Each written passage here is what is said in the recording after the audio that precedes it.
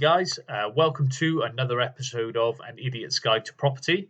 Today, as promised, I'm going to be doing a video on golden deceivers.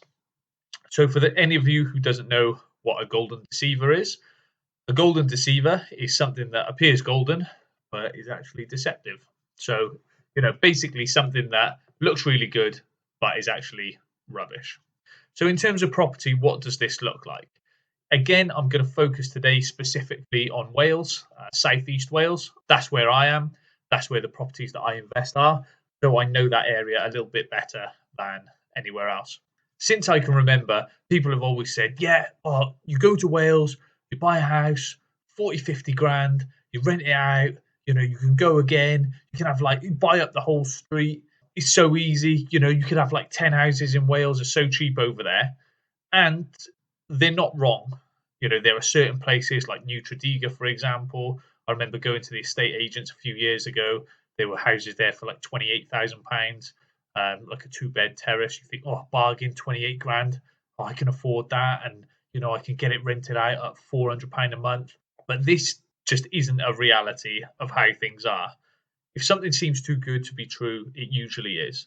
So if you're finding places for 40, 50, 60 grand, then you really need to be doing a bit more of a deep dive into what the area is like. For example, there are certain areas of Mountain Ash, Mardy, in Ferndale, Abertillery, parts of Abertillery, Cwm, which is just down the road from Ebervale. All of these you can pick up decent 2 to 3 bedroom houses for sort of anywhere between 45 and 65 grand. And you might get lucky. You might find a great tenant with no problems and a house that is an absolute dream. But that is unlikely. When you're looking at these places, you really need to get some insider knowledge. So speak to local estate agents. If you know anybody in the area, speak to people there. Look at the stats, look at the crime stats.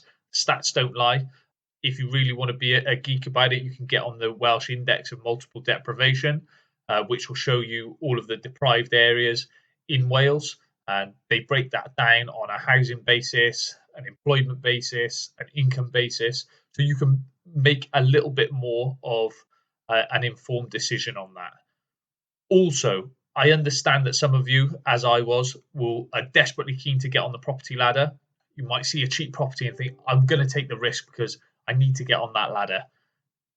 Great shout. I understand totally where you're coming from, but you've got to be prepared. If you're going to buy in a cheap area, you have to be prepared to put the work in and still do your due diligence. That is so, so, so important. You're better off saving up for a little bit longer, 6 months, 12 months, finding somewhere a little bit better. Maybe a house that requires a little bit more work, but is in a little bit better area. In the first buy-to-let property I bought, which was in an area of Ebervale, I had it for 4 years and I had 4 different tenants within those 4 years. The house was a solid house. It was a good house, ended up selling it and making a profit on it. But if you make these rookie mistakes, you don't vet your tenants properly, you're buying on streets where there's a lot of problems, then you're going to come a cropper and it will either cost you in time or money or both. So a couple of areas, as I've said, that I see as golden deceivers. Ringland in Newport, you wouldn't believe the amount of times that I speak to agents and they say, we've got a great property in Newport. I say, fantastic. Where is it? It's a 3-bed. It's on for 90 grand and it's in Newport, in Ringland. And you're like, yeah, pass on that.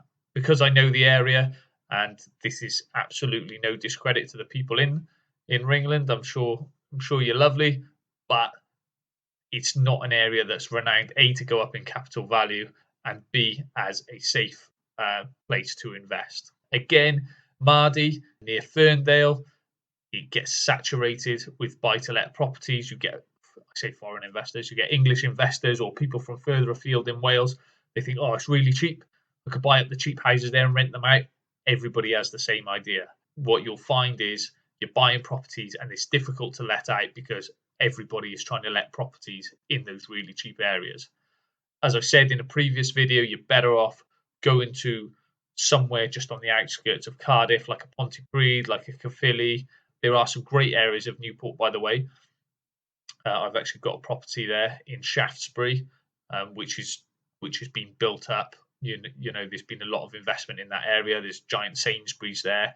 Local amenities are much better there, rather than going deep dark into the valleys and finding somewhere that everybody is looking at and thinking, yeah, cheap property, buy that, rent it out.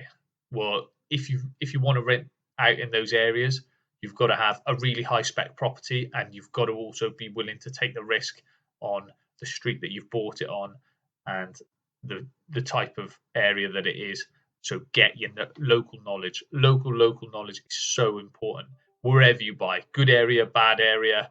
There are areas in London, Edinburgh, Cardiff, really investable places, Nottingham, Leeds, you know, where you're going to look at a deal and you think, oh, brilliant. Everybody says, oh, invest in Leeds. Everybody says, oh, invest in Manchester.